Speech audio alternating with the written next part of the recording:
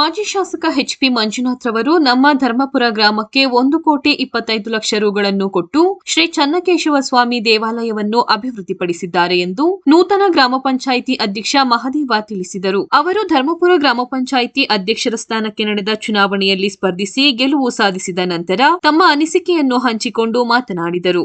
ಈ ಸಂದರ್ಭದಲ್ಲಿ ಚುನಾವಣಾಧಿಕಾರಿಯಾಗಿ ಸಮಾಜ ಕಲ್ಯಾಣ ಇಲಾಖೆಯ ಅಶೋಕ್ ಕಾರ್ಯನಿರ್ವಹಿಸಿದರು. ಈ ವೇಳೆ ಹುಡಾ ಅಧ್ಯಕ್ಷ ಎಚ್ಪಿ ಅಮರನಾಥ್, ಪಿಡಿಒ ರೂಪಾ, ಕಾರ್ಯದರ್ಶಿ ಸೇರಿದಂತೆ ಎಲ್ಲ ಸದಸ್ಯರು ಹಾಜರಿದ್ದರು. ಅವರು ಕೊಟ್ಟಂತ ಧರ್ಮಪುರ ಕೊಡುಗೆಗಳು ಅಪಾರವಾದಂಥದ್ದು. ಪ್ರತಿಯೊಬ್ಬ ಗ್ರಾಮ ಪಂಚಾಯತಿ ಸದಸ್ಯ ಇರ್ಬೋದು, ಕಾಂಗ್ರೆಸ್ ಕಾರ್ಯಕರ್ತರು ಎಲ್ಲರ ಮನಸ್ಸಲ್ಲೂ ಕೂಡ ನಮಗೆ ಈ ಚನ್ನಕೇಶವ ಸ್ವಾಮಿ ದೇವಸ್ಥಾನ ಅಭಿವೃದ್ಧಿ ಆಗಬೇಕು ಅಂತ ನಮ್ಮೂರಿಗೆ ದೇವಸ್ಥಾನ ಅಂತಂದರೆ ಚನ್ನಕೇಶವ.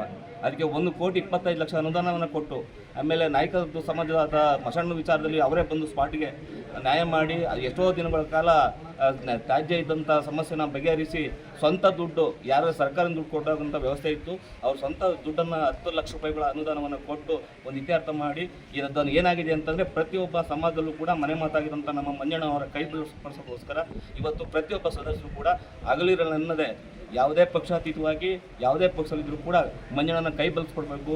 ಅಣ್ಣನಿಗೆ ನೋವಾಗಿದೆ, ಚುನಾವಣೆ ನೋವಾಗಿದೆ. ನಮ್ಮ ಯಾವ್ದು ಏನಪ್ಪ ಅಂತಂದರೆ ಧರ್ಮಪುರ ಗ್ರಾಮ ಪಂಚಾಯಿತಿ ಅಧಿಕ ಮತಗಳನ್ನು ನಾವು ಕಾಂಗ್ರೆಸ್ ತೆಕ್ಕೆಗೆ ಕೊಟ್ಟಿದ್ದೀವಿ. ಎಷ್ಟೇ ಅವರು ಪ್ರಬಲವಾಗಿದ್ದರೂ ಕೂಡ ನಾವು ಅದನ್ನು ಎದುರಿಸಿ ಕಾಂಗ್ರೆಸ್ ಕೊಟ್ಟಿದ್ದೀವಿ. MP ಚುನಾವಣೆಯಲ್ಲೂ ಕೂಡ ಕಾಂಗ್ರೆಸ್ ತೆಕ್ಕೆ ಇದೆ ಅಂತ ಎಲ್ಲ ಅಷ್ಟಿದ್ರೂ ಕೂಡ ನಾವೆಲ್ಲರೂ ಕೂಡ ಇದು ಗ್ರಾಮ ಪಂಚಾಯತಿ ನಾವು ಕಳ್ಕೊಂಡಿದ್ದೋ.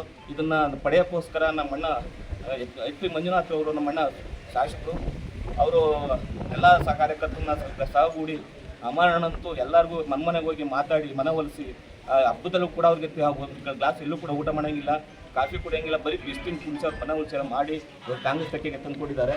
ಅದರಲ್ಲಂತೂ ನನ್ನ ಗೆಳೆಯ ಒಟ್ಟಗುಡಿ ಪ್ರಕಾಶ್ ಅಂತೂ ಎದೆ ತಟ್ಟಿ ಏನಾರು ಮಾಡಿ ದುಡಿಲೇಬೇಕು ಅಂತೇಳಿ ಅವನು ಕೂಡ ತೊಡೆ ತಟ್ಟಿ ನಮ್ಗೆ ಸಹಕಾರ ಕೊಟ್ಟು ನಾಡಪಳ್ಳಿ ದೇವರಾಜಣ್ಣ ಇರ್ಬೋದು, ಗ್ರಾಮ ಪಂಚಾಯತಿ ಸದಸ್ಯರು, ಅವರು ಮನೆ ಮಠ ಎಲ್ಲನೂ ಬಿಟ್ಟು 1 ವಾರ ಕಾಲ ನಮ್ಮನ್ನು ಕಾಂಗ್ರೆಸ್ ಪಕ್ಷ ಹಿಡಿಲೇಬೇಕು, ಮಾದೇವನಿಗೋಸ್ಕರ ಅಲ್ಲ ಕಾಂಗ್ರೆಸ್ ಪಕ್ಷ ಹಿಡಿಲೇಬೇಕು ಅಂತೇಳಿ ತೊಡೆ ತಟ್ಟಿ ಎಲ್ಲ ನಿಂತಿದ್ದಾರೆ. ನಮ್ಮ ಮಾವನ ಮಗ ರವಿ, ನಮ್ಮ ಇವರು ರಂಗಸ್ವಾಮಿ ಅವರಂತೂ ಎಷ್ಟು ಜನಕ್ಕೆ ಎಷ್ಟೇ ಬೇಜಾರಾದರೂ ಕೂಡ ನಮ್ಮ ಟೂರ್ ಕರ್ಕೋದಾಗ ಎಷ್ಟೇ ಮನಸ್ಸು ನೊಂದಿದ್ರು ಕೂಡ ಅವ್ರ ಮನಸ್ಸಲ್ಲಿ ಹಾಕೊಂಡು ಇವತ್ತು ಕಾಂಗ್ರೆಸ್ ಪಕ್ಷ ಹಿಡಿಯೋಕ್ಕೆ ಅವ್ರು ಕಾರ್ಯಕರ್ತರಾಗಿದ್ದಾರೆ. ಇನ್ನು ಮುಂದೆ ಕಾಂಗ್ರೆಸ್ ಪಕ್ಷಕ್ಕೆ ನಾವು ಹೆಚ್ಚಿನ ರೀತಿ ಬೆಲೆ ಕೊಡೋಣ, ಅಣ್ಣನಿಗೆ ಧೈರ್ಯ ತುಂಬೋಣ ಅಂತೇಳಿ ನಾನು ಮಾತು ಮುಗಿಸ್ತೀನಿ.